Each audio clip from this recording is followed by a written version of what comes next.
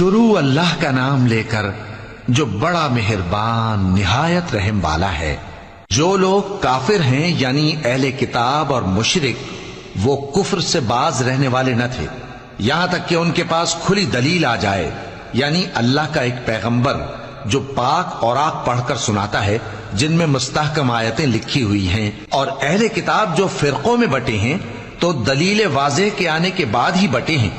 हालांकि उनको हुक्म तो यही हुआ था कि अल्लाह की इबादत करें, इताअत को उसी के लिए खालिस करते हुए यकसू होकर, और नमाज कायम करें और ज़कात दें, और यही मजबूत उसूलों वाला दीन है। जो लोग काफिर हैं यानी अहले किताब और मुशरिक, वो दोज़ख की आग में पड़ेंगे और हमेशा उसी में रहेंगे।